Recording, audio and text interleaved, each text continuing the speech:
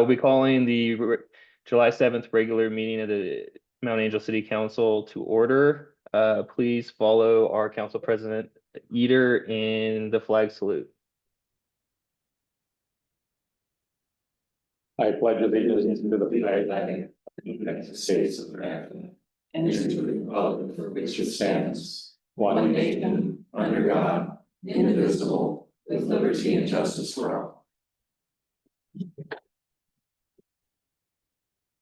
Thank you. Can we have a roll call, please? All right, Councilor Eager. Here. Councilor Astorga. Here. Councilor Domingue. Here. Councilor Ott. There. Councilor Hofer. Here. Councilor Bellet. Here. Mayor Fowles. Here. Let's go ahead and move on to our North Marion Economic Development presentation by Matt. All right. Thank you all for having me here virtually tonight. Appreciate the opportunity. I am going to share a presentation with you, so I'll give that a shot and make sure it comes up.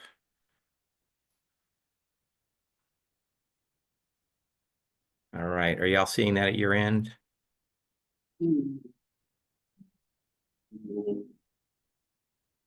Yes. Okay. Excellent. All right. So I'm going to talk about, I guess first I'll introduce myself and then I'll kind of walk through this agenda briefly and then I'll kind of dive into the presentation. So my name is Matt Hasty. I'm a senior project manager with a firm called MIG.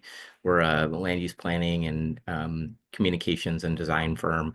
We're part of a team that's actually led by a company called Johnson Economics, and they are economic development consultants. And so we're working together with Marion County and a variety of other folks. I'll talk about them in a moment, including y'all on this project. So I'll give you kind of a quick project overview, just talk about some of the goals and objectives of the project, provide a little bit of information that's in one of the reports that we sent you all related to economic trends in the county and also for Mount Angel. And then kind of walk through some elements of the initial work that we prepared and get your feedback on that and sort of see how that resonates with you in terms of how it applies to Mount Angel, what's missing, what you think is most important, and then just kind of finish up with next steps. And I think, you know, I've got as much time as you all want to take to do this tonight. I'm going to try not to talk too much and really mostly kind of ask you for some feedback, but my time is flexible. So, you know, but ultimately whatever makes the most sense, you let me know as we're walking through this. And I would say, if you have any questions as I'm talking, let me know. I'll do my best to answer them. If I can't, then I'll get you answers after the meeting from the other folks who are working on the project. So that's a quick overview of the agenda.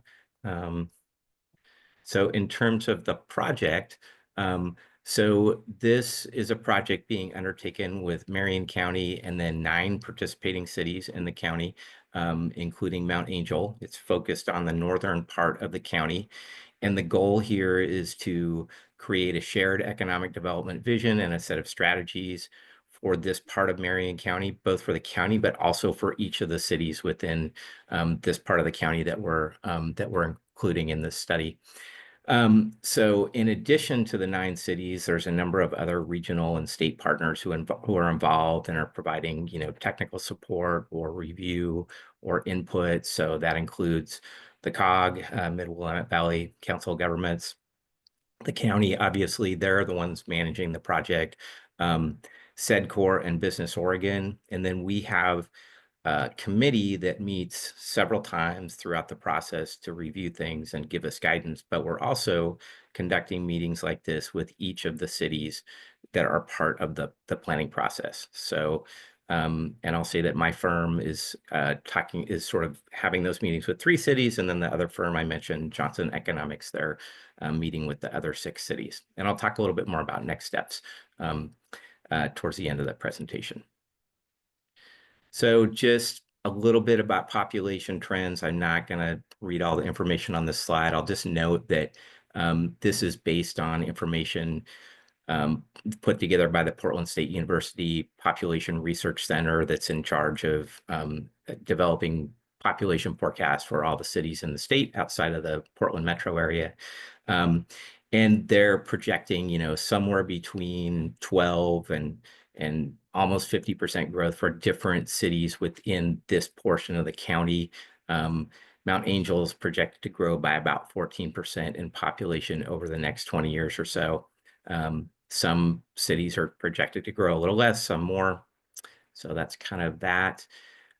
This is some information about employment in Mount Angel, and this is employment that's associated with businesses within your urban growth boundary, although I will say that some of that agricultural employment may be related to firms that provide employees to or workers to places that are outside the city limits. So I think, you know, that number of jobs may represent not just people who are working within Mount Angel, but companies that are providing some workers to areas just outside the city. I think most of the other numbers really should be, you know, people who are working within Mount Angel. So this just gives you a sense of sort of what's the distribution of employment by type of occupation or employer in Mount Angel. And we've got similar information for the region as a whole in the report that we sent you all in advance of the meeting.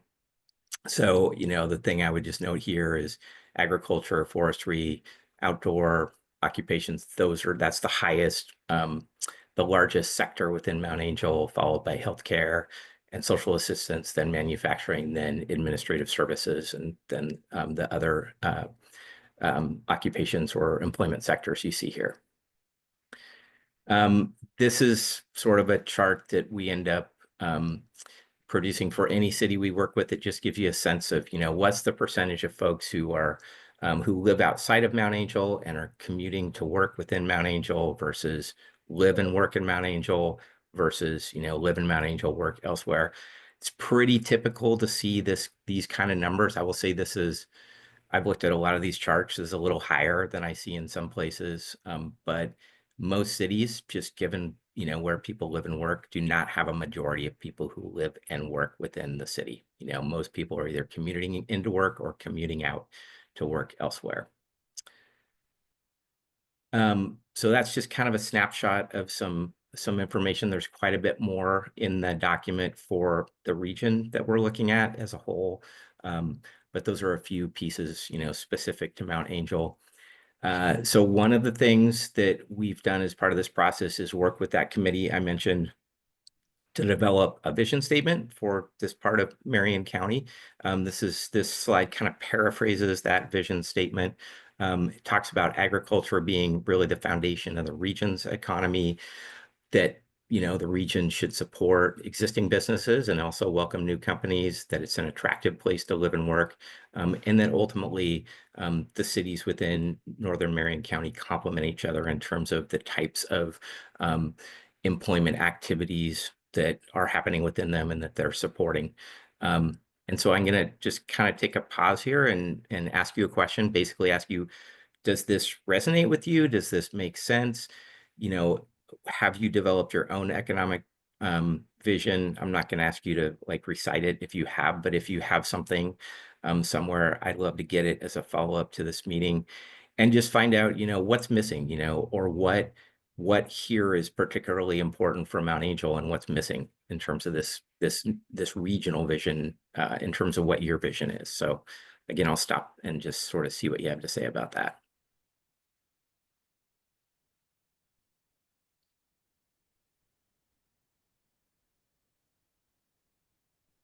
Do we have a vision statement? You know, we do, and we're going to talk about that later. Okay. The vision statement that we're proposing that is a part of our strategic plan for 2025 through 2028 is that Mount Angel is a welcoming community where cultural diversity is celebrated, safety is prioritized, and small town charm creates a vibrant, inclusive atmosphere for all residents and visitors. Excellent. So it sounds like at least some of that kind of syncs up with this. That's a broader vision than this is really focused on to some degree on economic development, but Right. and there's some We things have a that, chunk just on that too, Matt. Do you? Okay.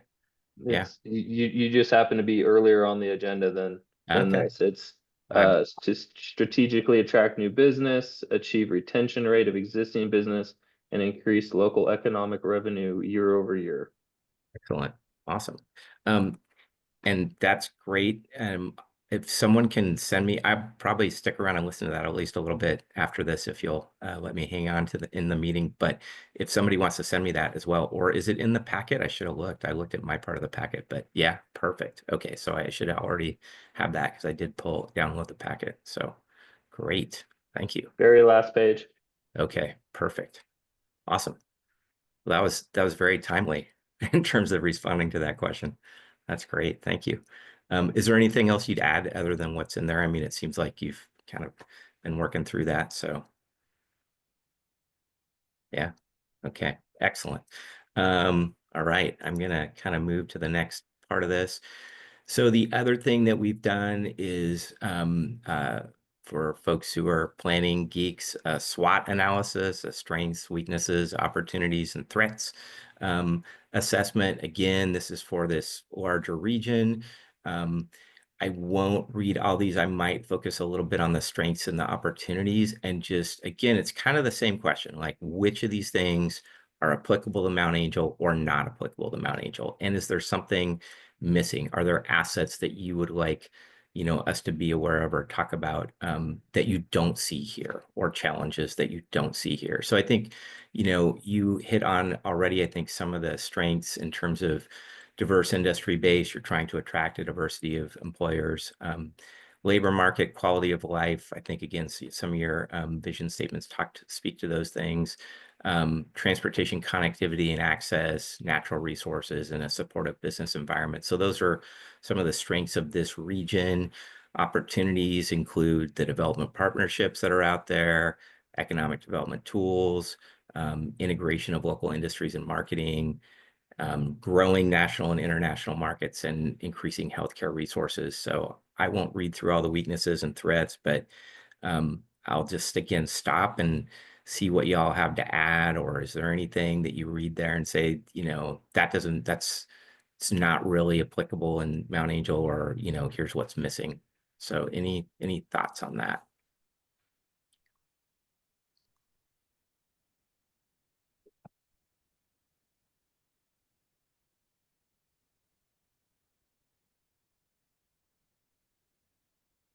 Now, the threats, it says loss of prime workforce, does that mean as the county as a whole, or are you talking just Mount Angel? All of these are talking about the northern portion of Marion County. So they're all kind of at a regional level that's been identified as a potential threat. And so that's kind of the question, do you think that's the case, or that's a potential threat to economic development in Mount Angel as well, or not? These are all kind of for that region as a whole, that region of North Marion County. But we're kind of interested in, does this also make sense in terms of what Mount Angel is experiencing or seeing? Or, is it missing something, or is it off base in some way?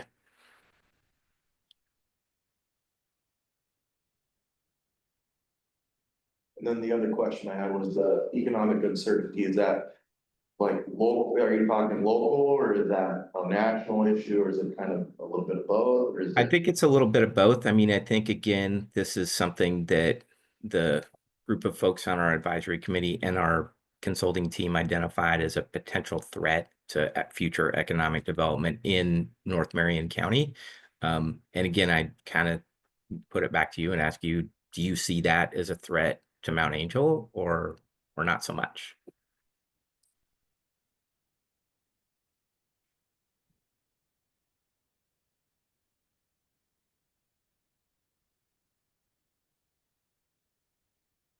Mark and Colby, you guys are on this committee, correct?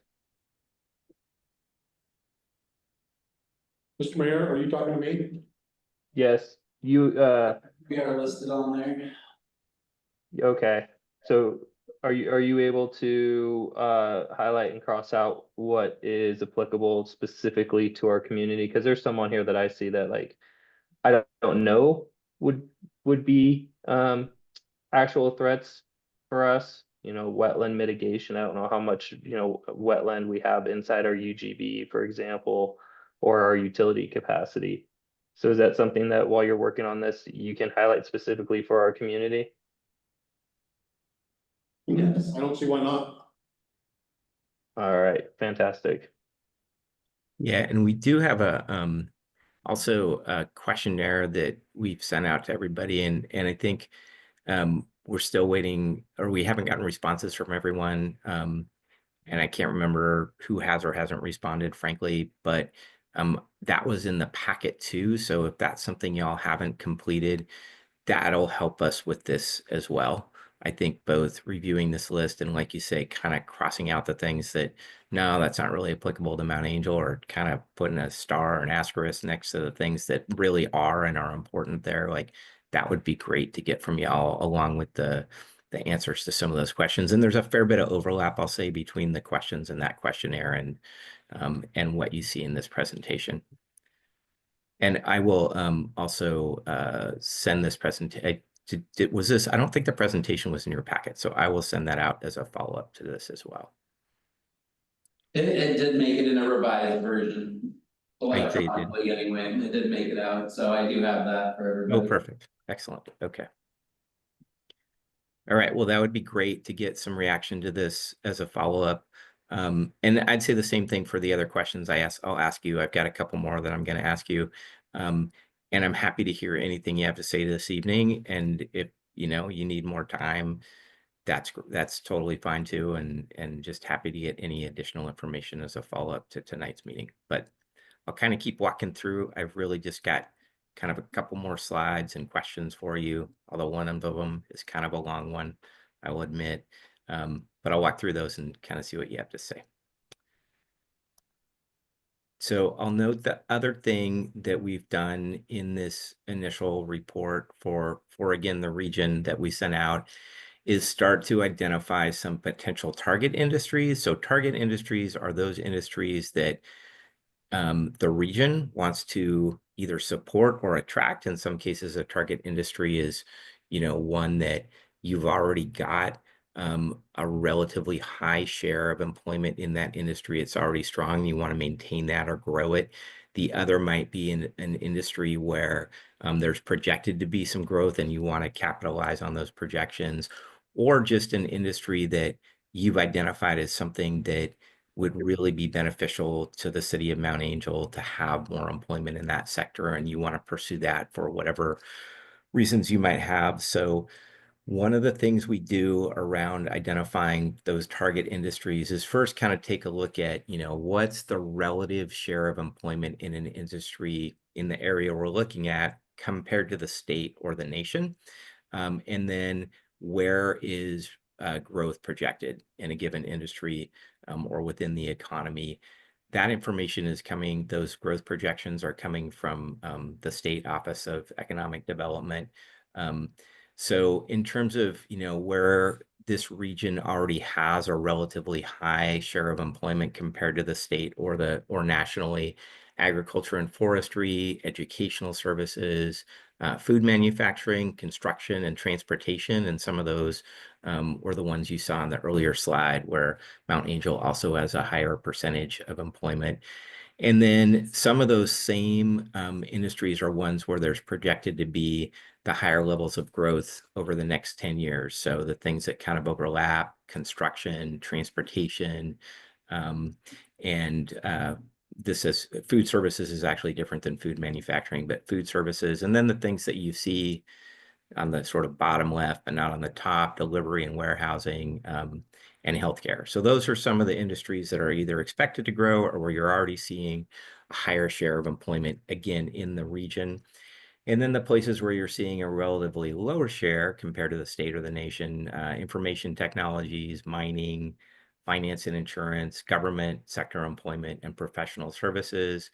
And some of those same industries are expected to see kind of lower rates of growth in this region, including mining, finance and insurance, government, but also food manufacturing. Even though you've got a relatively high employment share now, the region is expected not to see that industry grow as much, and kind of the same with retail. So I think the question here is, you know, in terms of your economic development goals, are there industries either in this list or not in this list that, you know, you've targeted for growth or that are important to Mount Angel and you want to see grow or maintain and continue to target employers and workers in those industries? So any thoughts about that in terms of what industries are particularly important to y'all in Mount Angel?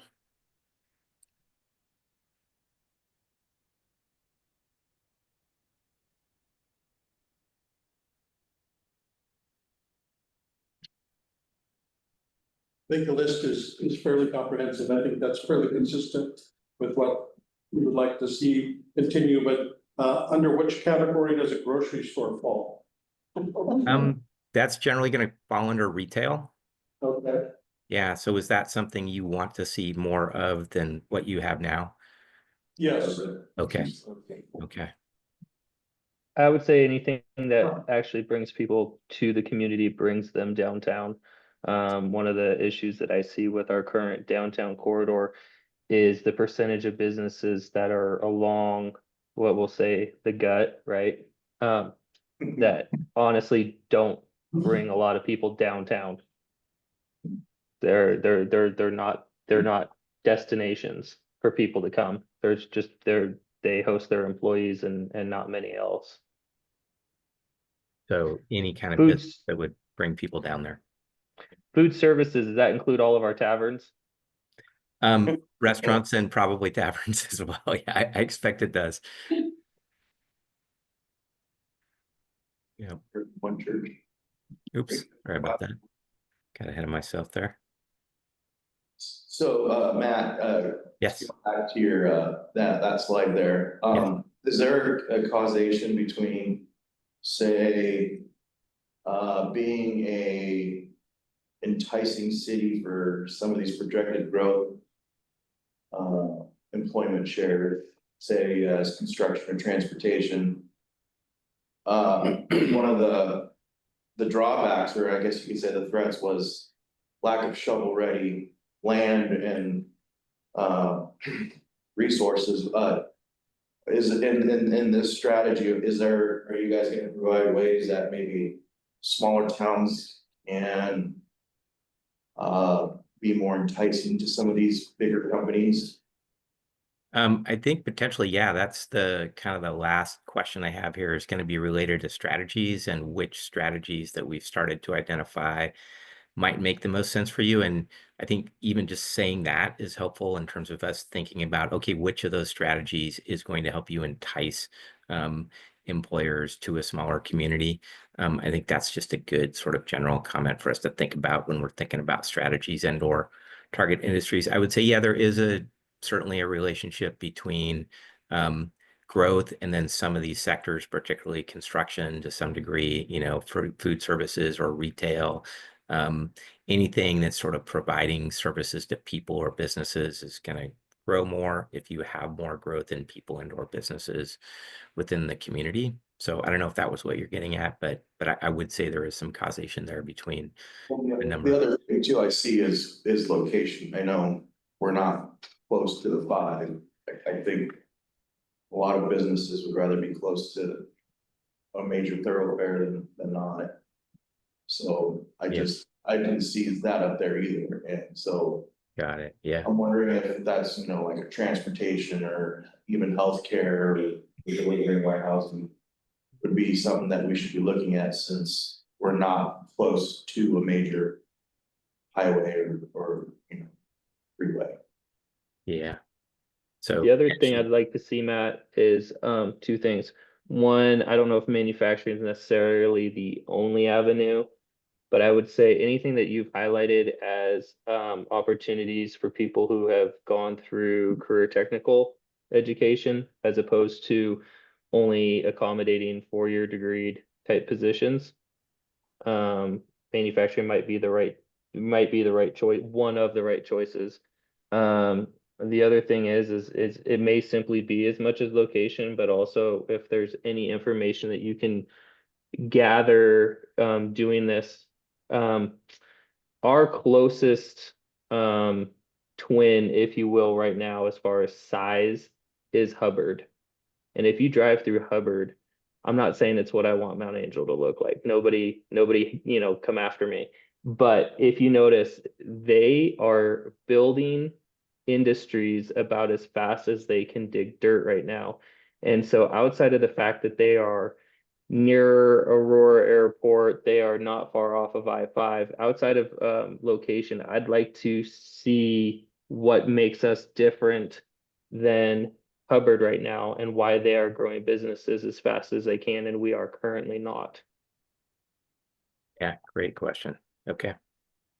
I don't know the answer, but that is definitely something we can kind of come back with some more information about. Thank you. Yeah, absolutely. Yeah, great comments. Any other thoughts on this one before I kind of move on to strategies?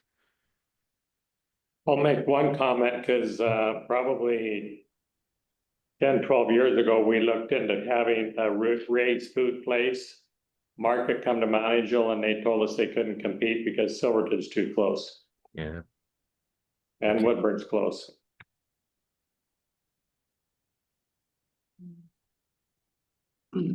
But it's also interesting. So when I was looking at some data sets in relation to Oktoberfest, this company that I was looking to had information about what businesses would be very successful here based on their national data, but then also data that they collect based on trips and people coming to Mount Angel most frequently. And it's interesting that now, of course, it's been a couple of years ago, but they told me that Papa Murphy's would be the number one. Then some type of similar to Ray's Food Market, but they were talking about Trader Joe's, they were talking about QFC, they were talking about that size of a grocery store. So like a specialty. Yes, would do really well here, according to this one firm that I was talking. So I think we're getting reasonably close to that tipping point where I think the community is going to be very attractive to that possibility, given our growth and how people are interested in it. So I think it's a distinct possibility at some point in the future. great. Okay. Dollar Generals. We would have like shows getting your attention, but we. All right. And I- yeah, Matt, I think the shortest answer is anything that is special enough to get cars coming from Silverton. Ever since I got on council, the biggest thing when we talk about businesses is what brings Silverton over here. When we talk to anything to do with Silverton, it's what do we have that will bring cars this direction? Because everybody knows when we go grocery shopping or a lot of the different things, we are often the ones heading to Silverton. And so anything that is unique enough to bring them our direction. And so that is the immediate target is what does Silverton not have? got it. That's how I summarize it as cold and harshly as it sounds. Yeah. But I mean, I think that is sort of consistent with the, hey, communities in this part of the region should complement each other. So yeah, what can you provide that they're not providing? Yeah, Yes. that would be beneficial to you. Okay, excellent. All right. Anything else on this one? And I'll sort of jump to the next slide. So the other thing, again, in the document we sent you, there's I would think of it as sort of a menu of strategies. I'll talk about what each of these categories mean. But within each of the categories, there's, anywhere from 5 to 8 strategies. And so I think, my question for you is just in how much detail do you want me to go through this? I can kind of pull up the list from the document for each of these categories. We could walk through it, or we could just, see if you've had a chance to look at that list, what you might, what kinds of strategies might be most, important or achievable, I guess, is the other way to think about this. What are the things you think you can do? What do you want to do? And what you think you can reasonably do? with your capacity and size. I think, that's just something to think about. So I will talk a little bit about each of these categories, and then we'll see, you tell me how much detail you want to go into. So land supply and site readiness, I mean, that's just about having sites and properties that are available to be developed and they're ready to be developed. So I think somebody mentioned it earlier, shovel-ready sites. Policy and code is really about your zoning ordinance or development code and having it allow for the types of businesses you want to see and have standards that also allow those things to be developed and don't represent barriers to them, and also to have essentially things like, permitting processes that again allow for people to develop the types of things you want to see there and don't represent barriers. Small business development is really kind of about helping encourage and support small businesses to thrive within Mount Angel. So there's a number of strategies related to that. Workforce initiatives, this relates a little bit to something I think the mayor just talked about. Are there programs that help train people to work in the types of industries that you want to see? And that's not always, as I think you said, a four-year college degree. It might be some kind of vocational or technical training. So are there either programs there, or are there programs you can sort of point towards people in the larger region that help support that? Development incentives has to do with things like grant opportunities, or could be tax abatements or other things that incentivize development or incentivize certain employers or industries to locate within Mount Angel. Transportation strategies is really about making sure the transportation system, connects people both within Mount Angel, but to other communities and to the goods and services they need. And then funding sources, there's a number of different types of funding sources that are listed in this report that are things the city could use to pay for things that would help support businesses, whether it's infrastructure or other things. So I'm happy to kind of walk through these in a little more detail with y'all. And again, the question is going to be, of these things, which ones are most relevant or applicable to Mount Angel? And are there some that you look at those and you're like, I don't think this is really either something that would be workable here, or not something that's sort of part of our, we don't think it's, something that would be part of our toolbox, I guess. So maybe I'll just stop there and ask you if you want me to kind of pull up the more detailed list, or just kind of comment on these as a group, or if people have read through the list, just if you have any initial thoughts, that'd be great.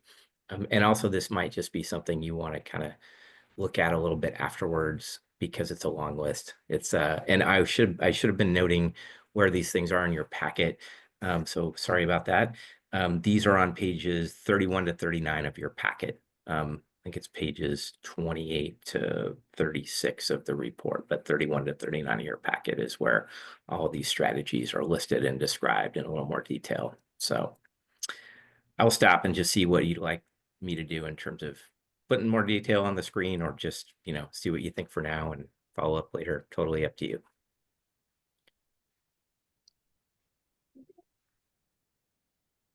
Any opinions in the room?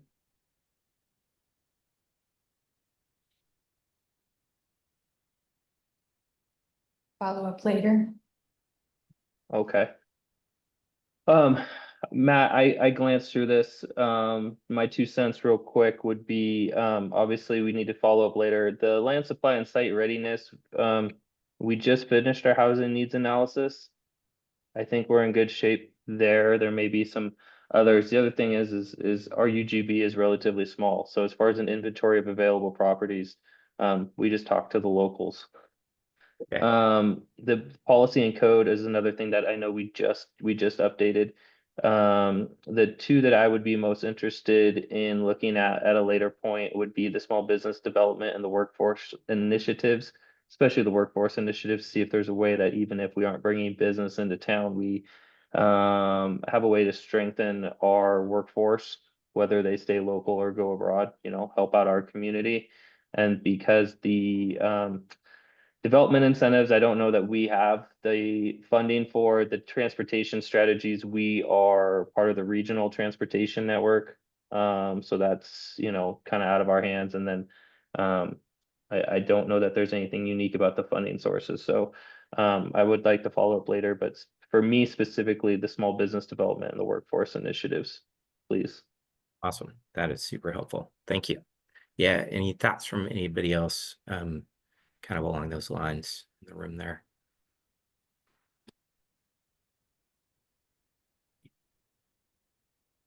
I will echo what Joe said. Okay.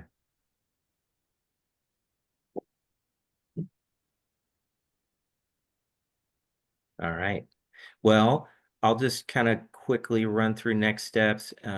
And so we also are going to chat with some folks from Discover Mount Angel to get their thoughts on the same questions. So we've got a meeting with them with representatives of Discover Mount Angel scheduled for next week. So we're going to get their thoughts on this as well. And then again, I would say any additional information that any of you all want to provide related to these questions, including responses to that survey that we sent, that would be very helpful. You know, and I would suggest if you can get any of that back to us in the next, let's say, couple of weeks, that would be great. And I say that because our next step, one of our next steps in the process will be to start to draft some city-specific or community-specific development strategy plans, and we're planning to have those ready sometime in August.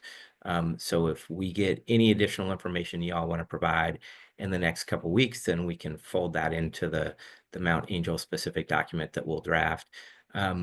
We'll then share that, and we'll want to meet with you again and get your thoughts on that. You know, once we have something that really is intended to be oriented more specifically to Mount Angel as opposed to the region, the Northern Marion County region.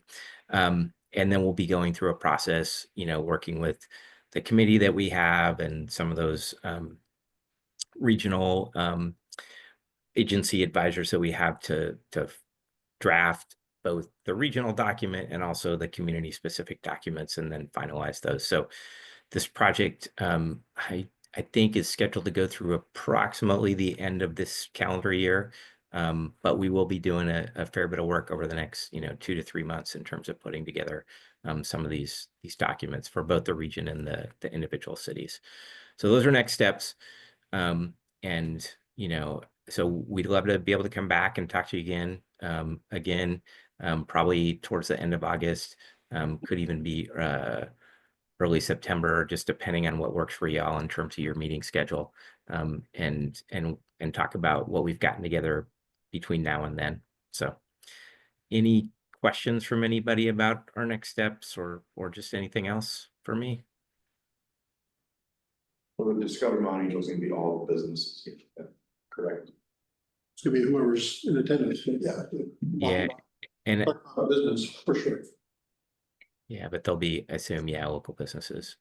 And I'm not sure how many folks we've been coordinating with them, but it's been one of my colleagues that's been having most of the communication. So yeah, but we have reached out to them to make sure we hear from them as well. Is council gonna be there as well, or should we at least attend, or if we want to attend, can we? Yeah, an open meeting. Yeah, anybody can attend. And that's gonna be here? No, In it'll be probably a lose. Probably I lose, okay. Just please don't accidentally have a quorum. Right. Well, if you let me know before the meeting, I can put out a preemptive notice that would keep us from getting in trouble. Well, I will most likely be there, so Okay. I'll be attending that meeting. Great. Awesome. Thank you. All right. Do we have, Yep, go ahead. Sorry. I was just gonna say, do we have the opportunity for all the counselors to take these sheets out of your packets?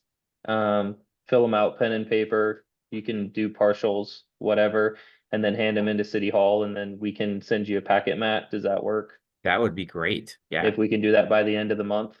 that would be great. Yeah, if y'all have the opportunity to do that, we'd welcome that. And yeah, getting it by the end of the month would be great. Yeah. Yep, Thank you, Matt.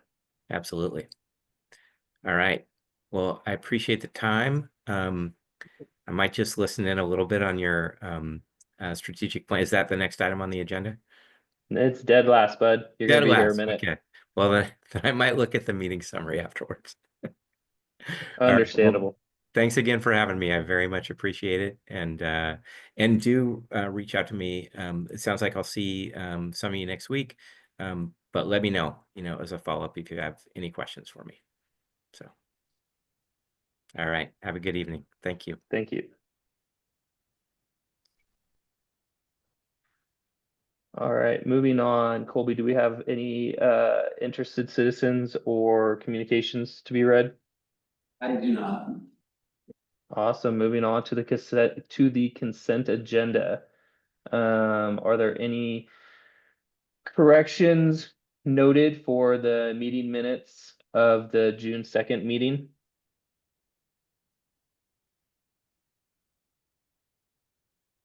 Hearing none, I would take a motion.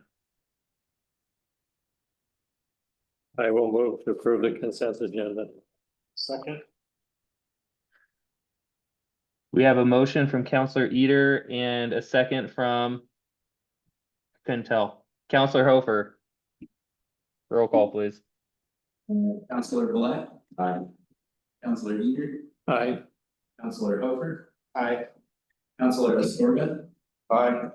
Counselor Donahue. Aye. Counselor Ott, Aye. Mayor Cobb.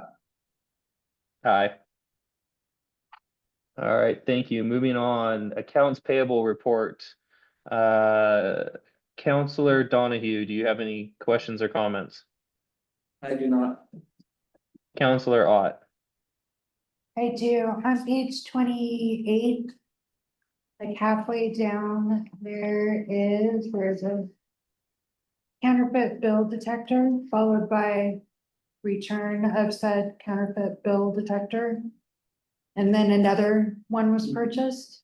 Two more down, there's another one purchased. It's just weird. I just wondered why.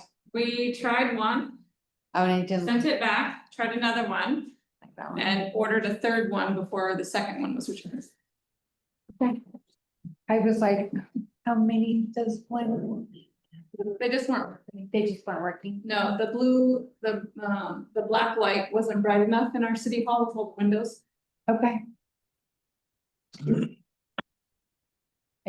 The return, the second The return second will be on the one. next page. Okay. Thank you. Has there been a problem or just for precaution? Pete? Well, we haven't had a problem local at our city hall. I heard rumors of somebody else in town getting counterfeits. And we had our new employee attend a treasury, like a national treasurer's training on count, like just on money handling. And they gave a couple options and first That was couple one of them. tried were off their recommended list. So they didn't. Counselor Hofer, I do not have any. Counselor Black, Nothing official. Counselor Storga, No. Council President Eater. Nope. All right, hearing nothing else, I would entertain a motion.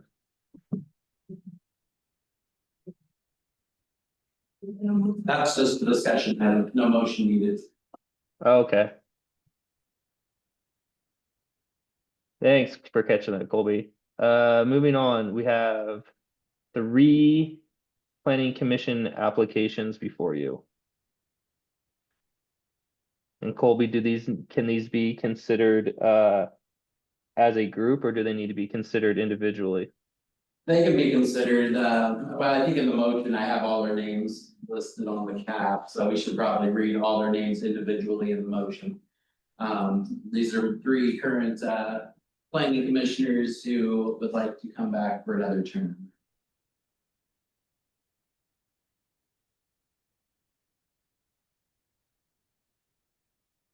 All right, thank you. I would entertain any conversation or motions.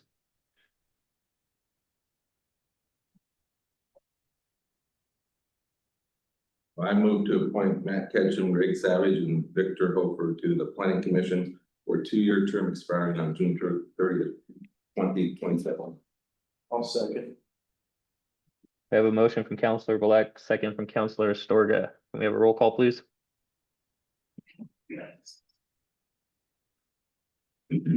Counselor Ott, Hi. Counselor Bullock, Aye. Counselor Eager, Aye. Counselor Hooper, Aye. Counselor Astoria, Aye. Counselor Donahue. Aye. Mayor Cloud. Aye. Moving on, we have Library Advisory Board applications. Again, we have 3 individuals. Is there anything you'd like to share with us, Jackie, on these applicants?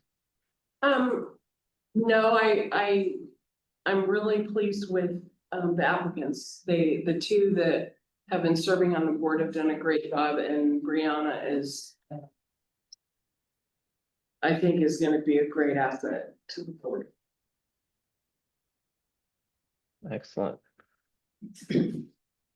Any other comments or motions?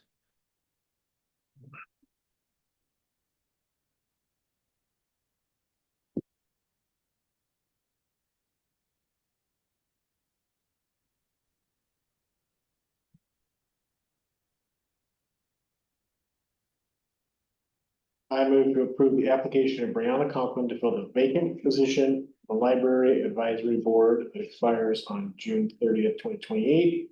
I move to reappoint Jennifer Aker to a 2nd term on the Library Advisory Board that expires 6/30/29. I move to reappoint Jacqueline Marquez to a 2nd term on the Library Advisory Board that expires on June 30th, 29. Second. Motion by Counselor Hooper, second by Counselor Ott.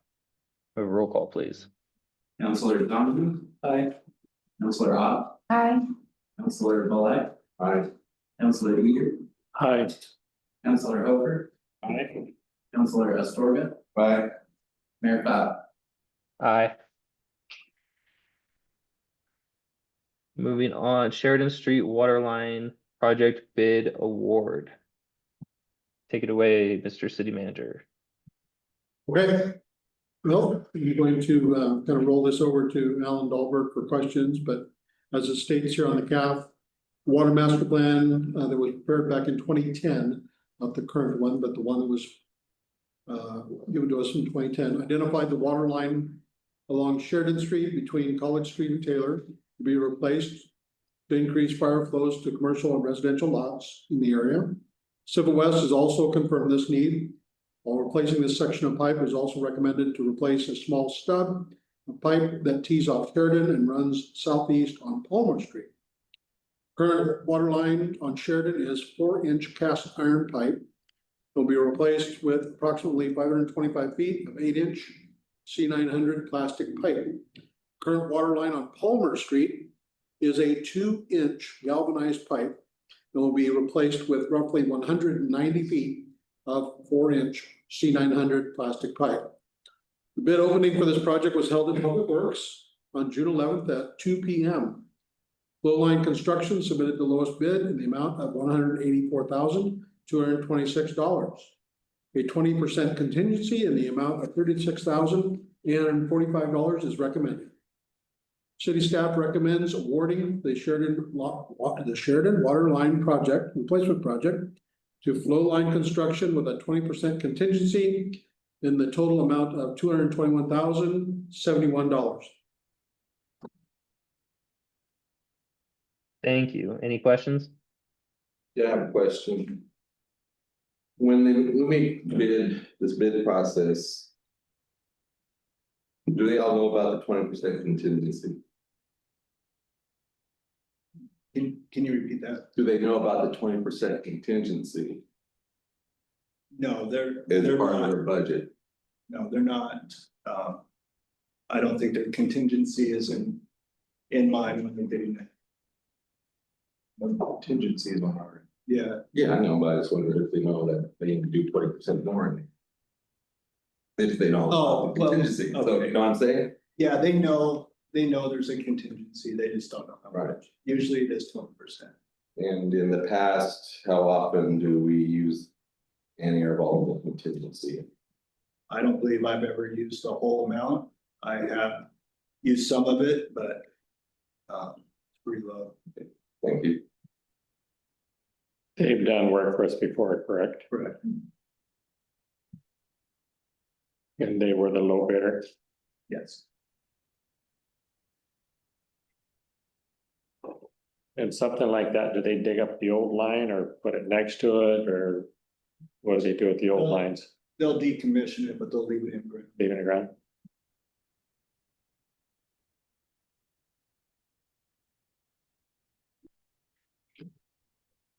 All right, I know I always carry contingency on public jobs. I don't have to sit in a public meeting and tell everybody how much it is though, fortunately, but going back to Jack's comment. The way that these are written is obviously the work needs to be approved for any overages prior to it, occurring. So they have to identify it, they have to provide pricing, and Alan has to approve it prior to any of it being completed, if I have read the terms and conditions correctly. I'm seeing nodding heads, so yes. Yeah, correct. If there's no other questions, I would entertain a motion.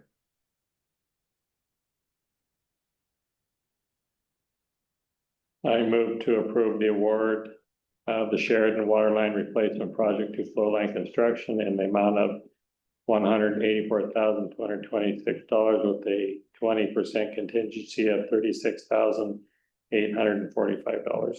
I'll second. Motion by Counselor Eater, seconded by Counselor Astorga. We have a roll call, please. Counselor Astorga, Aye. Counselor Donahue. Aye. Counselor Hop, Aye. Counselor Bullock. Aye. Counselor Weasley, Aye. Counselor Hooper, Aye. Mayor Fat. Aye. Next on the agenda, we have the city manager contract renewal. Give me a second here while I transition screens. So previously, we had discussed that our current city manager's contract was up for a renewal and therefore renegotiation, and we had had some discussion around what that involved. And we had discussed that I would take this and I would work with our city manager to negotiate what I felt was a favorable agreement for both parties and one that protected the community moving forward. That is what I have done, and so I am now bringing it before you. You should all have copies in front of you of the agreement. And at the end of this, we'll be answering any questions and entertaining a motion which would authorize me to execute this agreement with our city manager. A few highlights I would like to share with you. The previous term of our city manager contract was 3 years with an auto renewal for a 4th year. There was some discussion around the term of the upcoming contract. The current contract before you is a 5-year agreement, which I was comfortable with, considering that our current city manager had completed a 3-year contract already satisfactory. And there is a 120-day automatic renewal. So there is not an additional year on top of it like there used to be. There's 120 days for us as a council and our city manager get their stuff together and make sure that we get this contract renewed when we realize that it's expiring. The salary is listed in the document. I will share that is approximately $10,000 per year behind many of the comps, or the mean average of the comps that we found, and within approximately $2,000 a year of our most close comparative up the road from us. So despite holding both positions and having additional subordinates, so normally a city manager would have a chief of police, and then the chief of police would deal with all the police stuff. Our city manager has every police officer and administrative person as a direct subordinate, which is a little different in our community. The contract is no longer for 2 separate positions and 2 separate position descriptions. Previously, the contract was listed as stating the city manager and the chief of police. And there were two separate position descriptions and whom those would report to. This has been consolidated to be a joint single position. And those responsibilities have been included in a singular position description, all of which reports to the city council. Other terms such as leave, severance, insurance, retirement, and reimbursables all remain the same as the previously agreed upon contract. And prior to bringing this before you, one thing that I've done a little different than mayors have passed is the position description was fully vetted by CIS and re-reviewed by our city manager and myself. And the contract itself was submitted to our attorneys for legal sufficiency, and all of their comments have been incorporated, thus making me confident in signing it. So with that, I will entertain any questions on the contract you have before you. So I didn't even get through the second page and I don't feel I want to vote on something I haven't read. So I imagine we can't take these home. See why not, it's public record. Post it on the city website. Yeah, It is. And When it's signed. so I'd be voting something on I have not read. I'm comfortable with that. But that's my opinion. Okay, Joe, I guess I can ask questions about the contract if it's public information. You talked about where the salary range or the salary lies with other entities, especially those close to us. Can I get it? And what I've read, it's the increase per year will be the same as other non-union personnel. that's moving forward. This has an adjustment to get it to be a comparable level with other city managers. Obviously, there's nowhere else in the state that I can go out and say, what do you pay a person who does both your city manager and your chief of police positions? So I did reach out to Hubbard, and I can tell you we're within about $2,000 a year of what Hubbard pays their city administrator. They are very similar size. They do have fewer subordinates than Mark does. And on the other comps that I could find, we were slightly less than them, despite the I don't know the right term, joint use of the position. Can I ask what the percent increase for this coming year is over last year? This coming year over the last year, I don't have it as a percentage in front of me. Again, I was looking to correct it. I could take an unreal number and do math, but just, Mark, do you want to share your current number? Because the problem I'm at, just so everybody's clear, is I'm looking at a 3-year-old contract. Right, so that was the base 3 years ago. I don't have it calculated, including the COLAs for the last 3 years. So Mark would have to give us an estimate of what the current compensation is right now. it's ballpark around 125 right now. Okay. And I can give you a list of the city manager comparable salaries done on May 14th by the city of Toledo. if you'd like. I don't need that, I just like to know. What this is. That's about where it is, but I Yeah, couldn't tell you exactly. I don't. Section 5, annual performance evaluation says it will be done annually in June. Is what you just did that, or? Because I've been here for 6 months and haven't had one of those. Is what you just did to fill that, or is that coming up? No, we did not complete it in June because the one from last June didn't get completed until I believe like November. So that is something that has not been a steadfast. It's just that we will conduct an annual review, and it's been up to the mayor to decide when we're going to do it. And since we had just done one, and since we're currently renegotiating contracts and those kinds of things, and having heard nothing from either other counselors or the community or staff members to the contrary, I was comfortable with this adjustment.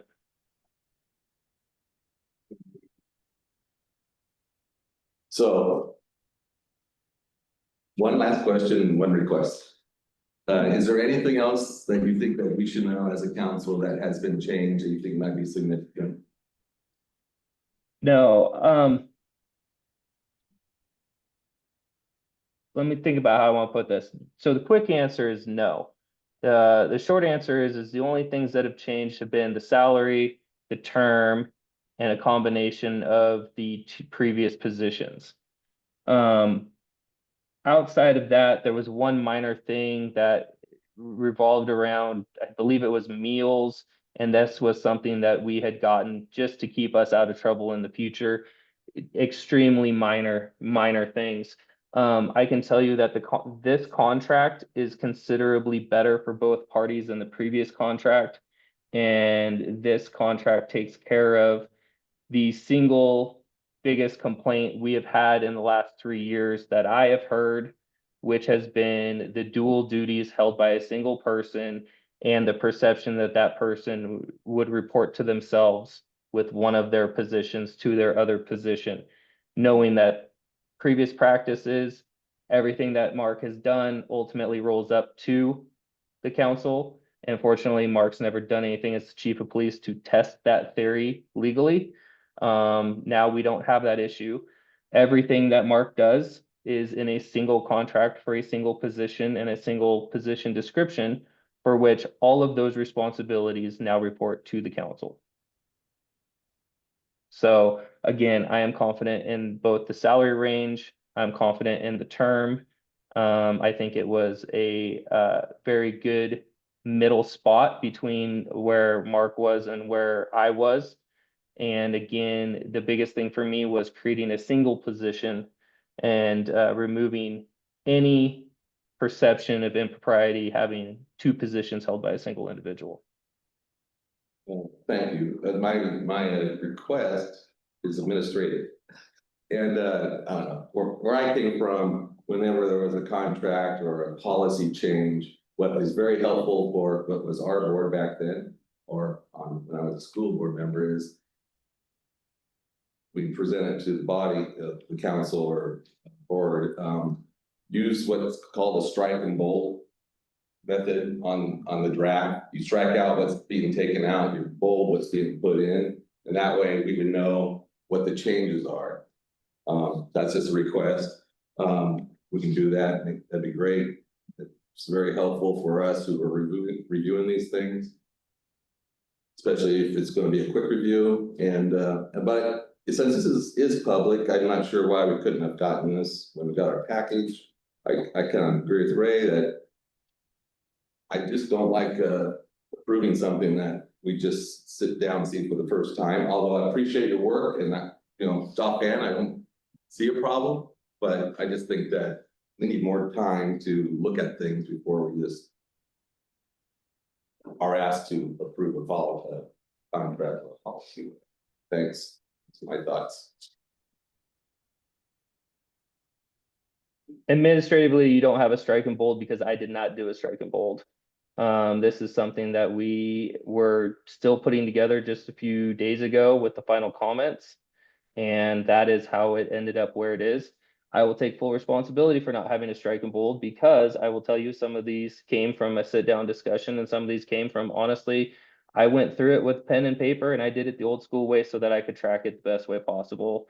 And so we had input from essentially 4 different entities that created this document. And you're right, we did lose track changes somewhere in the process, and I will be the first one to take responsibility for that. Thank you. So while I apologize for it getting to you late, ultimately this was the goal, was the fact that I would be the one to sit down and take care of this and come to you with something that I could put my full faith behind, because otherwise we weren't going to vote on it. And I understand the short turnaround, but at the same time, we also have our city administrator who is sitting in lieu of not having an updated contract. And so I would say if we are going to table this, we should backdate it accordingly.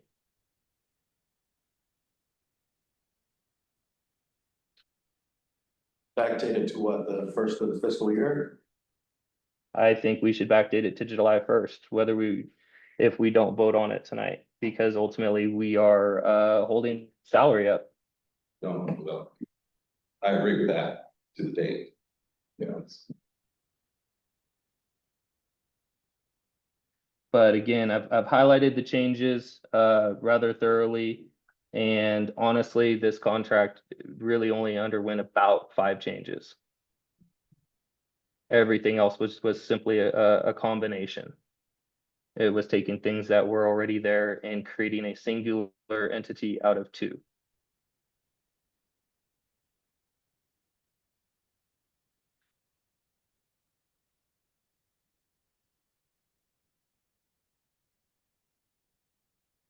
Are there any other questions on those changes that were made while I was negotiating with our city manager?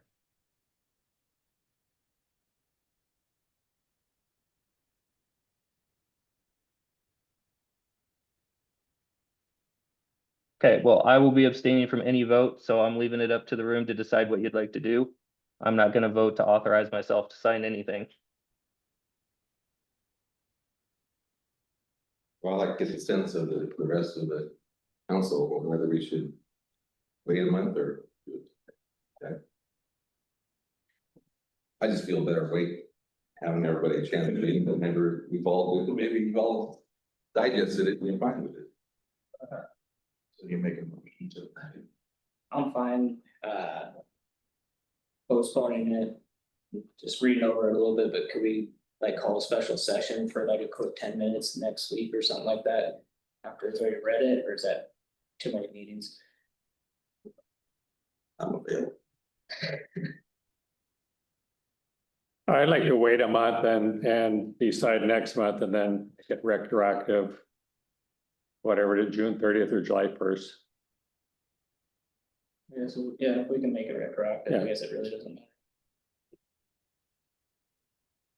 One question for Tara. Tara, if we have a vote in August and we need to make this retroactive, do you have the ability to do that on your end? Administratively? Yes, I second that. Well, I'll make a motion to table it till next month. That's the correct way to say it. Second, Okay, we have a motion from Counselor Balek and a second from Counselor Eater to bring this back at the next regularly scheduled meeting. Roll call, Colby. Alright. Counselor Hofer, Aye. Counselor Astoria, Aye. Counselor Donahue, Aye. Counselor Ott, Hi, Counselor Ballet, I, Counselor Eater, aye. and Mayor Fab. Abstain.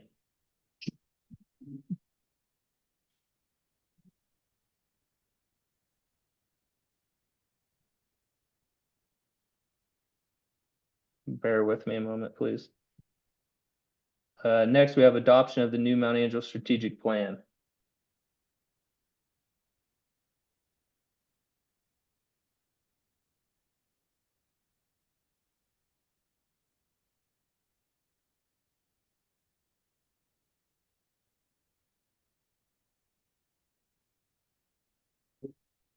I haven't thought or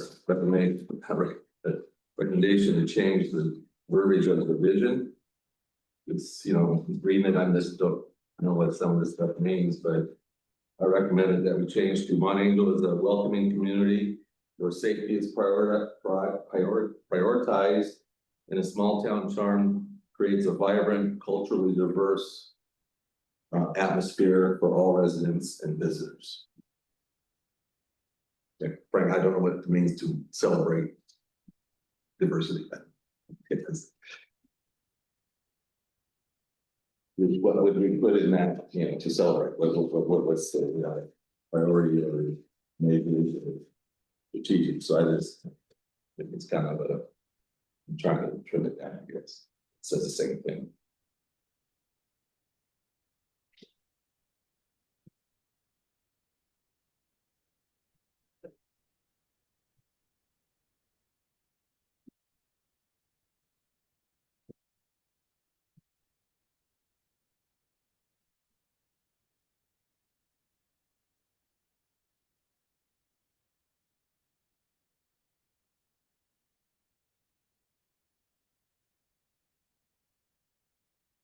Either I lost my audio or you guys are just not a lively bunch this evening.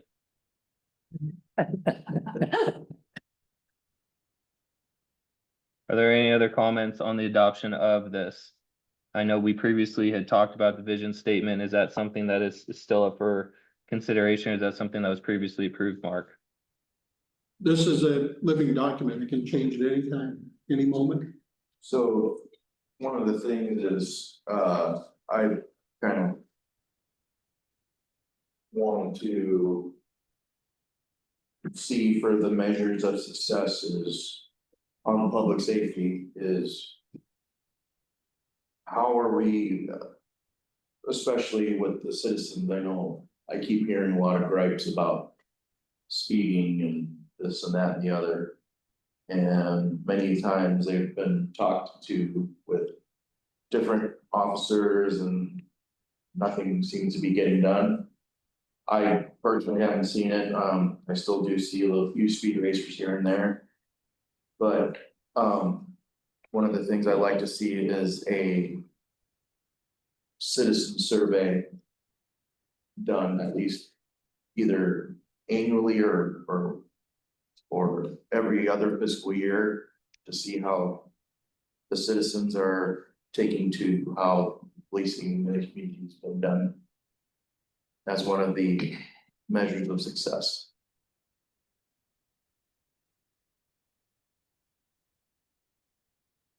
Cause I feel like a lot of citizens don't get the best bang for their buck. That does. From what I've been hearing.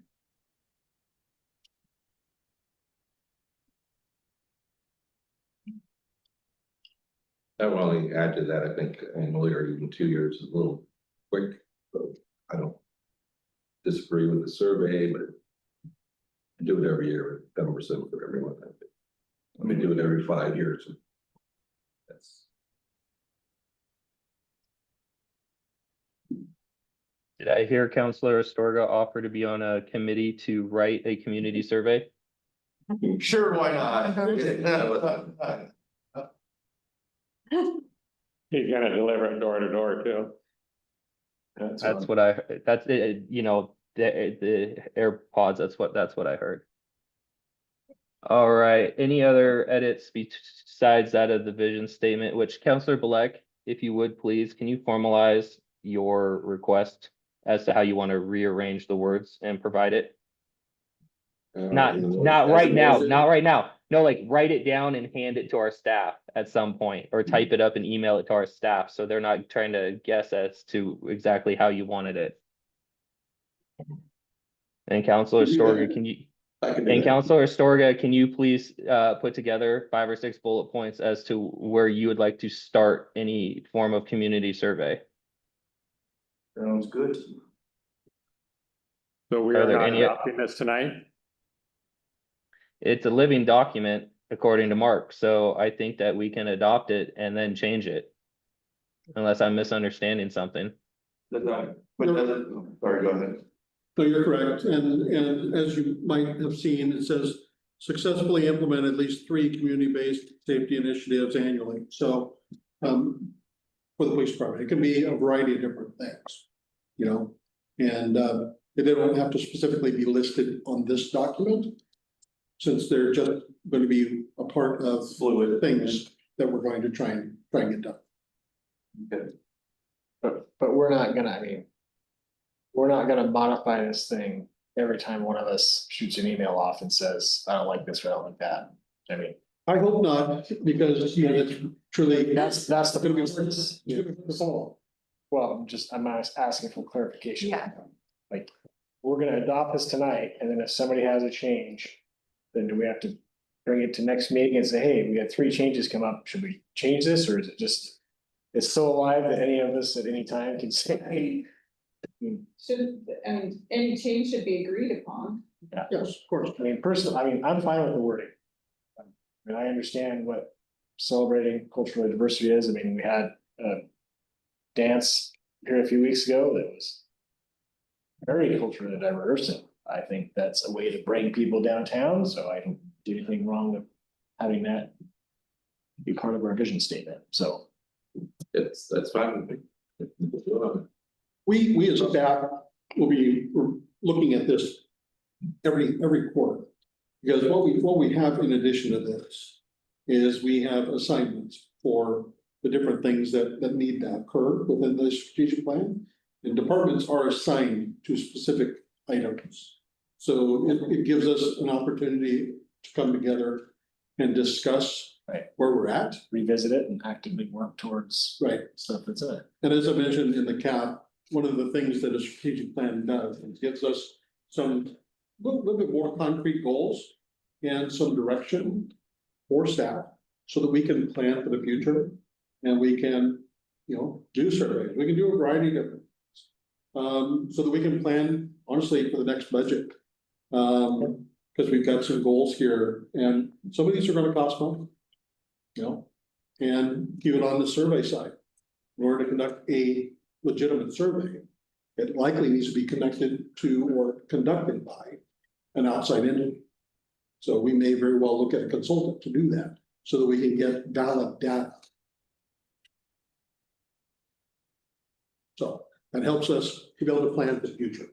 Didn't we just do one recently? I know we did a community survey, last year or last summer. So the consultant did, as a part of this process, did a survey, yeah. And I've been a part of these types of surveys that you're mentioning before. When officers or community members or counselors are involved in going door to door, taking surveys, it goes for a period of time, and then the momentum falls off. And so it's not necessarily strategic or statistically competent at the conclusion, because it really hasn't involved a very good sample of the community at large. That's been my personal experience.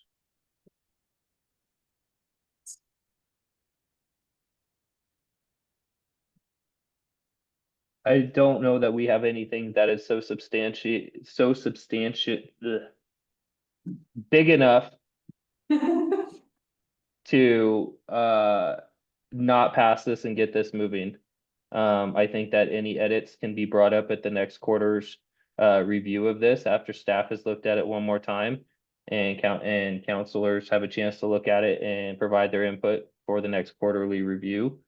And I have to agree with Mark on the surveys are only so representative because a lot of us either don't want to answer the door, don't want to be bothered, but more importantly, if we send a survey out to those who live inside our city limits, that's only partially representative of our community. We are a rural community, and a lot of the stakeholders in our community don't live here in town. So with that, if there's nothing else, I would entertain a motion regarding the strategic plan for our city. I move to approve the adoption of the strategic plan for the city of Mount Angel as modified per Councilor Black.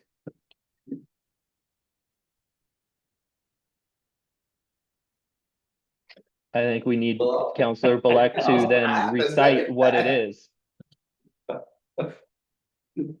I think, just because of the motion, I would not modify it this time. If we have something to bring back in the future. So in the future, Make another motion to change said documents, so. Don't wanna muddle it up too much. all right, so pass as is, all right. Strike that, reverse it.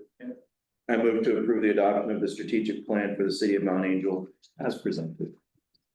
Second. Motion by Councilor Storga, second by Councilor Ott. Can I have a roll call, please?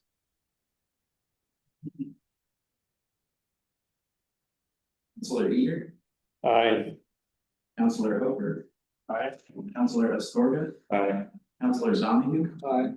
Councilor Ott, Aye. Councilor Balak, Yeah, it sounds strange, although I is still submitting post change. Mayor Bob. Aye. Moving on, city manager's report. Mr. City Manager, if you would, you please.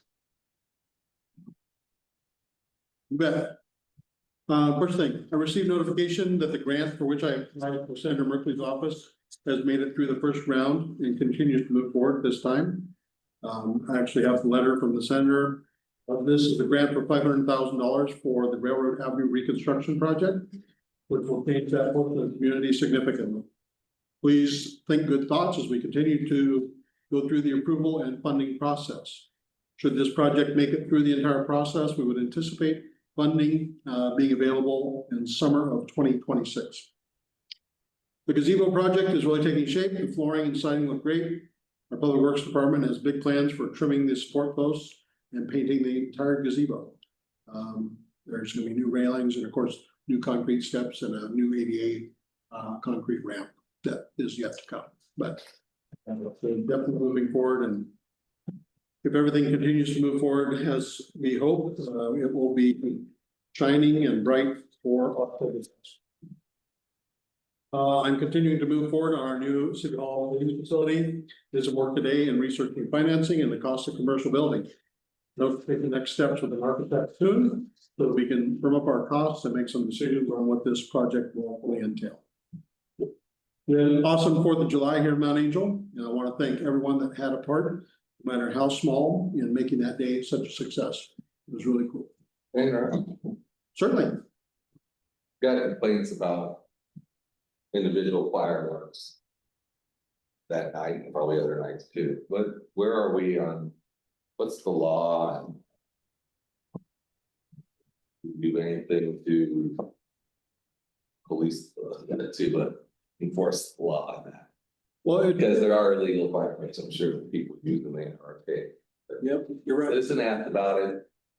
I'm putting this forward. Yeah, no, you're absolutely right. It is illegal to use things that go, and I wish I could recite it completely, but I was enforcing fireworks this year, so I really didn't look at it.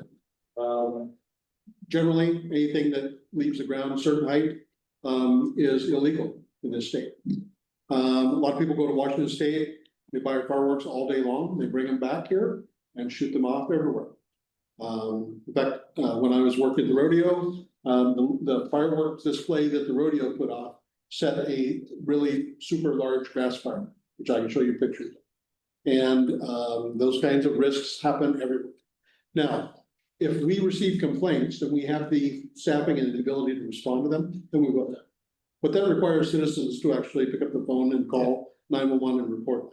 Chances are, most of the time, people don't do that because they don't want to bother us. So I can tell them that if they have an issue, they can call the police department. Absolutely. Okay. Absolutely. I wish they would. I wish they would. Thank you. Helpful when you know the neighbors that are setting them off too. Yeah, and that's part of the problem is people don't want to report their neighbors, but they'll be happy to say, well, the cops weren't doing their job. I've been in a community working the 4th of July before where they use small children with walkie-talkies at the end of the street. So that when the patrol car comes, they say cops are coming and which direction they're going. So there's a really big game that happens on the 4th of July. Everybody loves us with hamburgers and hot dogs until it hits dusk. And then it becomes something completely different. No thanks. When my boss asks a question, I need to get answers back to it. Dead boy. I appreciate that. And I just want to mention, over in St. Paul, we had an awesome rodeo. I just want to thank everyone for allowing me the opportunity to serve at my community last week. It means a lot to the community there, and it means a lot to me. I'm working on intergovernmental agreements right now with the agencies that helped us last during Oktoberfest. And also I continue to assist the cities and now Turner, cities of Jervis and now Turner, as a resource only, while they are looking to resolve leadership vacancies in their police departments. I'm busy, got a lot of stuff going on. And I will yield the floor to Jackie. I just wanted to introduce our new outreach and programming coordinator. This is Tristan Hess. And she wanted to come tonight and see how y'all do things. So I'm really glad that she's here. She comes to us from Massachusetts and is doing a great job. So nice to meet you. Welcome. Thank you. Two things. You picked a kind of a wild meeting to sit in on. This one's the awkward one. And Oregon's way cooler than Massachusetts, so enjoy. It's much better than this. I grew up in Alaska, and so I've got an affinity for the West Coast. Excellent. And Mr. Mayor, one more thing, if I may. Absolutely. Just for those who, anybody out there in Zoom world or wherever. The police department is trying very hard to stay on top of ordinance issues. Just for the sake of it, since we're here already almost at 8:30, I'll let you know what we're working on. 195 North Cleveland, reports of rats and mice coming from the house, not the yard. 290 Leo, junk pickup in the driveway, blackberries on or over the property line. 310 Leo, blackberries over the property line with 290 Leo. 445 Leo, non-drivable van behind a pile of wood. 280 South Oak, tall weeds, ongoing problem, possibly a junk truck. Spider webs all over the door, weeds growing underneath. 405 East College, backyard tall weeds, along the fence line, east side tall weeds, along the right of way, vegetation encroaching on the sidewalk. 310 North Sheridan, tall weeds out front, junk in the yard. 395 South Main, tall weeds in parking lot, flower bed in the right of way. 385 South Pershing, tall weeds in the front yard. In front of 385 South Pershing, 2 possibly abandoned cars. 405 Lincoln, tall weeds in the front yard. 425 Lincoln, tall grass, front yard. 540 Railroad, medium tall weeds. 550 Railroad, very tall weeds. 290 Railroad, blackberries in the backyard, and along the property line with 180 West College, tall grass in the right of way on West College. So those are ones that we are aware of that haven't been assigned yet, but the officers are going to be taking care of them. Then Deputy Chief Hall is working on 715 St. Mary's Circle, road in attracting condition, empty lot just north of 255 Gillis, tall weeds, blackberries. This is owned by PGE Corporate Tax Department. So we'll be talking with PGE. 380 Lincoln Street, jumped vehicle, grass growing underneath. He left a door hanger. 390 Lincoln, jumped vehicle in the driveway. Grass growing, door hanger left, vacant lot north of BNC Plumbing, tall grass and weeds, left voicemail for the owner. 545 North Sheridan, left a door hanger regarding overgrown vegetation. 195 West College, tall grass, blackberries, is going to be following up on 81. 410 Railroad, tall grass, blackberries, left a voicemail with the owner. Officer Seha is dealing with overgrown vegetation, 555 North Sheridan, 425 West Markham, possibly on the railroad right away, tall grass. He's following that up. 425 West Markham, a pallet shed, completely knocked down, and he's working on that. 695 North Main, low bush hanging over the sidewalk. And she promises the owner there will take care of it. Acting Sergeant Lopez taking care of abandoned vehicle at 585 North Sheridan, 710 North Main, overgrown grass on the front right away of the sidewalk. Contacted the owner, they were supposed to get it done this last weekend. 940 North Main, tall grass on the south end of the property, front curb, talked to the owner. And that's what we have for now. And I just got a complaint for the empty lot on the corner of, I guess the northwest corner of West Markham and North Main Street regarding tall dandelions. And the complainant is worried that those dandelions will go to seed and then come into their yard. So we will contact the owner and see about rectifying that situation. So what's our stick to use to get them to maintain their? A very lengthy process of code enforcement.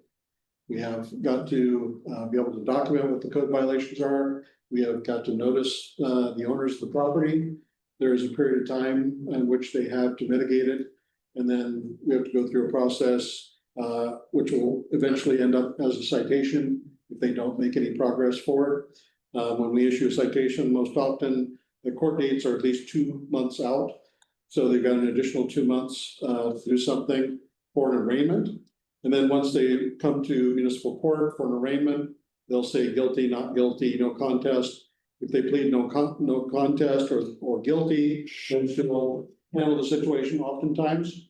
She'll accept a plea of not guilty, and then we'll continue it and give them another series of time to rectify the situation. Oftentimes, it can be several months to maybe even a year later before it comes back before the judge for it to be taken care of. So our code process takes quite a bit of time, but it's geared towards rectifying the situation. It's geared towards the community member being able to be responsible for their property and take care of the problem. What would you say is the success rate if we're just working with the homeowner? It's actually, the guys do a really good job with it. It's probably greater than 60–70%. But it takes time, and this is not very glamorous work. This is not why my guys became police officers. So this is why we're going through the process that we're going through to value them and make sure that they understand that these issues here are the bottom rung on community policing and making sure that this is a safe community moving forward. But it's a moving target, and every year everything grows, and so trying to be on top of it and hold those property owners accountable is difficult. Even our own electrical provider. And this is all complaint driven, correct? No, it is not.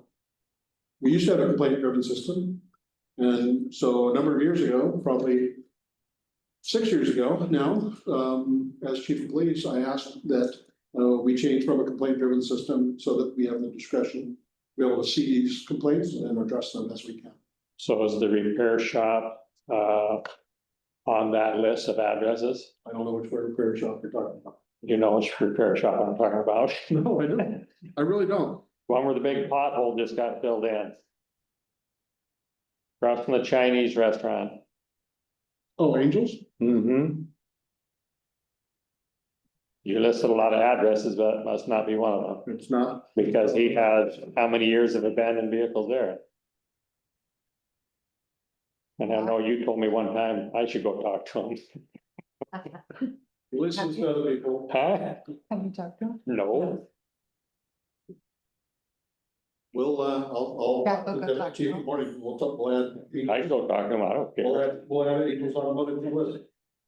Actually, took care of one for you guys. I mean, it's a big eyesore, everybody sees it going through town. Had a nice little chat with our neighbor and asked them his car. They did. None of the process when they went on the way as well. And it was nice because the citizens that asked, I said, before you guys go and bother Charlie or anybody else, let me go talk to them, just neighbor to neighbor. All it did was just going over and we sat down and had some coffee and Yeah, sometimes that's all it takes. But fortunately, it doesn't happen in every neighborhood, it doesn't happen on every street. Yep, and I actually talked to Colby, I think, if I remember right, I was like. Can I mow this person's lawn because there was an abandoned house there for a while there. Offered to mow, and as I was getting my mower out, somebody had already mowed it, so. Yeah. Interesting to see how many folks step up. It is, and there's other situations going on in our community that if we were to follow by the letter of the law, by the letter of the code, we would be shutting off water No, on a permanent basis. doesn't that become a health risk or health issue? Well, we turn off the water at 540 and 550 Railroad. and dealt with those issues, and I know what, you know, what happened as kind of as a result of the cascading. I like to attempt to use discretion as we are doing those. And ask for voluntary compliance. Rather than being in the hand of the law. Like what we were describing with having a cup of coffee. I'd much prefer having a conversation with someone and see what we can do to get them to rectify or correct the problem. Then be dogmatic and everything. So I'm gonna jump in with two things. One, when it comes to how our citations are handled, I'm gonna remind everybody again that we do have two judges, our municipal judge and our pro tem judge, that do both report to us, and they are employees that we have never previously reviewed in my tenure here, and that is why everybody at the table, all counselors are getting invited to see how things are handled by our judge to decide if that there needs to be any future conversation and how things that have been escalated to her level are being handled. In regards to the repair shop on North Main, I've been requesting that it be prioritized for some time now. I want to work with the property owner to do as much as we can without putting undue financial burden on the individual. But there are at least two cars there that were there when I moved in exactly 5 years ago. And there are a couple other cars that I know were there for over 2 years. So if we could begin working with that owner to at least work on cleaning it up and getting cars that aren't actively being repaired out as the first step to code compliance, that would be fantastic. I'm not necessarily looking to go after him to put, you know, thousands of dollars of fencing up at this moment. Again, we just got done talking about how we want to be pro-business. I want to be pro-business. I think what he's doing is hurting surrounding businesses, but at the same time, I need to support him doing better without putting too much of an immediate financial burden on him if possible. Those would be, other than that, I appreciate the code enforcement. I know the officers hate it, but it is essentially how our community looks, and it's what we see when we look out our windows, and for whatever reason, it just seems to be a burr under a lot of saddles right now. So thank you for the rundown, Chief. It's nice to hear just how many things are actively being pursued, even if they aren't being pursued at the light speed we would all hope. So thank you for that. well, Anything else before we move on to counselor reports? All right, Counselor Donahue, Good. Counselor Ott, I don't have anything. Counselor Storga, Going out of turn, all right. Nothing big, just, the 4th of July went off really well. Think, officers did, I just wanted to say thanks to officers. Fantastic job. The parade was huge, I guess this was probably they stayed up the biggest year. And so that was awesome, a testament to the community as always. One other thing is, the community, I just wanted to thank a lot of the businesses that kind of stepped up to support all the things, from golf tournaments to fireworks and everything. I think these businesses really do deserve a huge shout out because they do so much for the community, and I just wanted to publicly thank them because I don't think they get the credit and the love that they so lovingly deserve. thank you. Counselor Black, Nothing, just to echo Tony's comment about the parade, that was outstanding. Counselor Hofer, It's just quick, one thing, I mean, I've thought about for years actually, but when we all talked about how I was approached and I need to bring this to council, I think the most important thing we can do is encourage people to come here and tell us for themselves, because it goes, for me at least, it goes a whole lot farther in hearing somebody that they're actually concerned rather than just, well, I was opposed to, like, putting a face to it, allows me to understand whether it's really a concern or maybe if somebody just expressing, what they talk about at coffee or whatever. So that's it. I appreciate that, Counselor Hofer. I will tell you that at the risk of never becoming reelected as mayor, I have taken a stance for most issues that if they are not willing to come to a council meeting and spend 3 minutes to discuss it with us, I am not willing to bring it before the council because it does not appear to be important enough.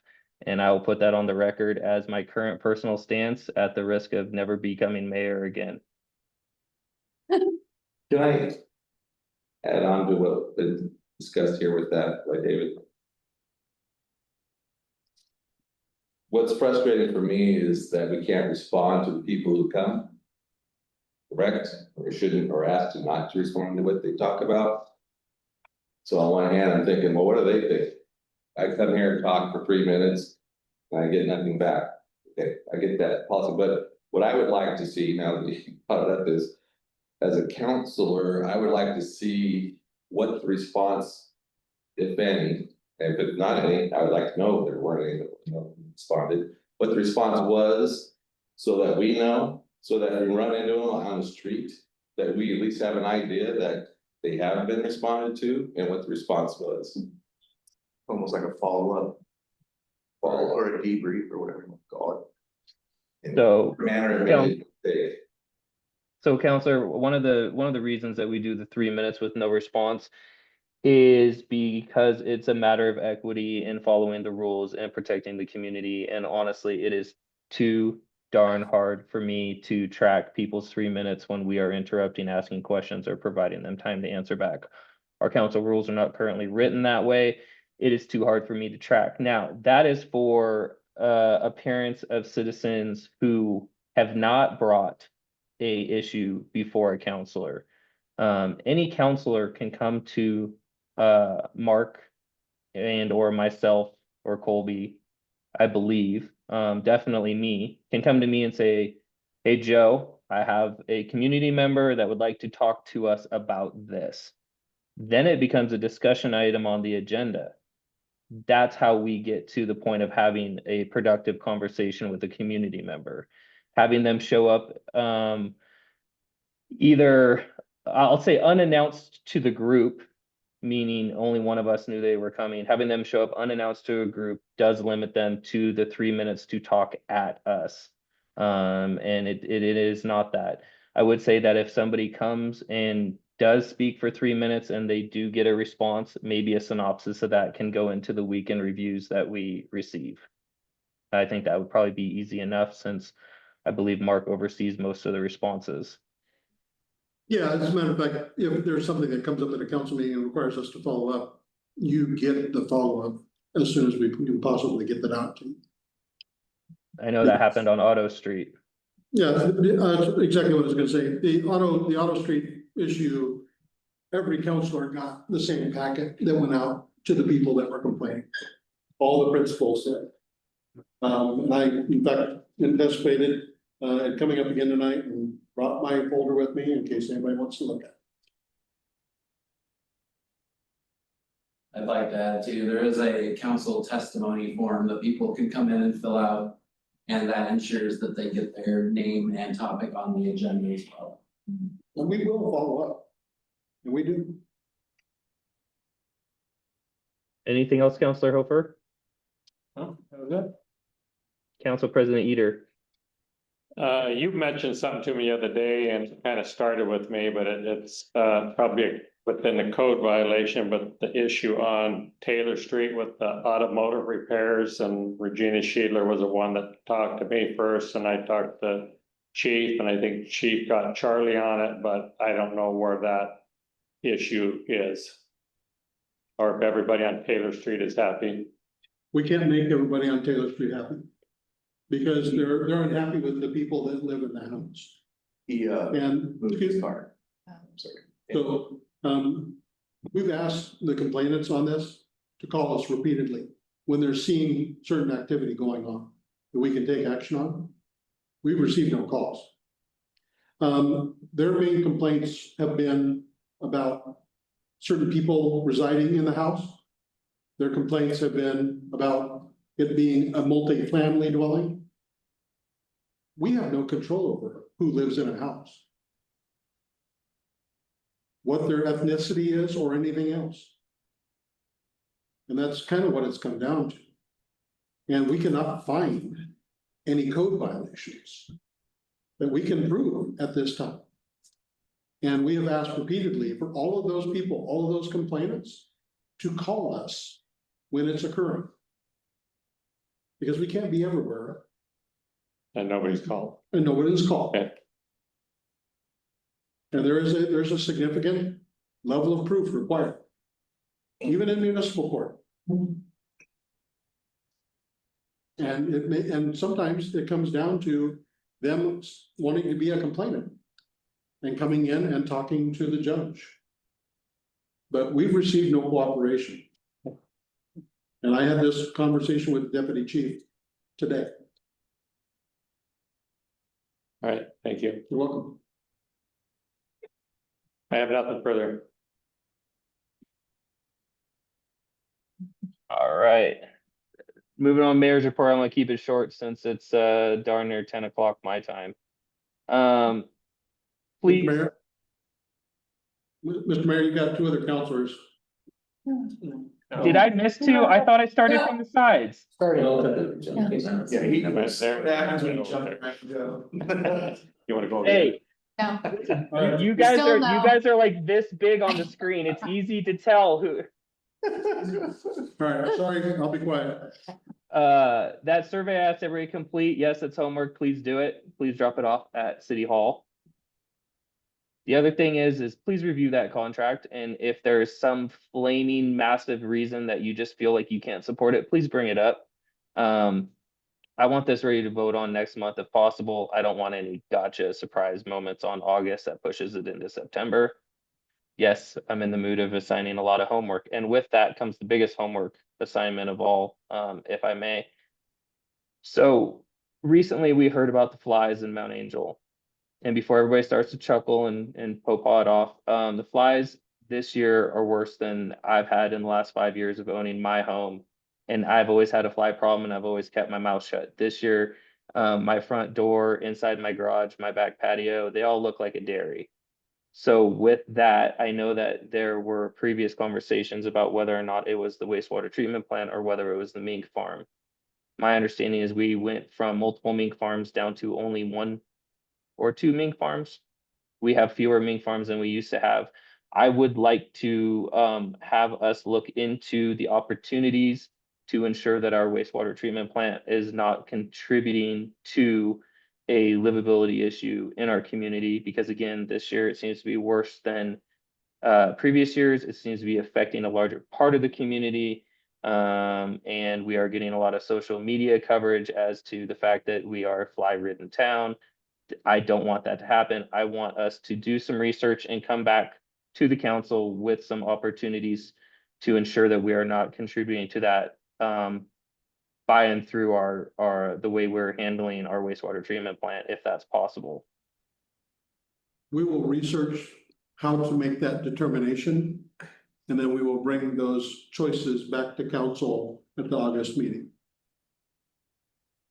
Thank you. I just want it so that we can wholeheartedly tell the community that we looked into it and we are absolutely certain that we are not contributing to that issue, because it is quite the issue this year, I must say. Personally, With that that- sounds like a big statement, but it sounds like a big statement to make, because flies are everywhere. I've lived in rural areas a lot of my life, and there's a lot of flies. Counselor Black, you know where my home is. I'm not there right now. Go sit on my front porch, drink a beer, drink a cup of coffee. You let me know. And keep your mouth shut, so you don't get flies in them. Yeah, I For suggest us, a that's their bottle with a responsibility lid on for it. flies. At my house. It's a They're these little itty bitty flies, Possibility, I would probably imagine. baby flies, but. I think that fly paper is far more big themselves. Yeah. So I don't want to laugh it off or push it off. I want to be able to wholeheartedly look at our constituents and say, we researched it and we know that we are not contributing to the problem. That is my request. We will bring back research options with costs. Perfect. I appreciate that very much. Anything else for the good of the order? With that, I will adjourn the meeting. Thank you so much.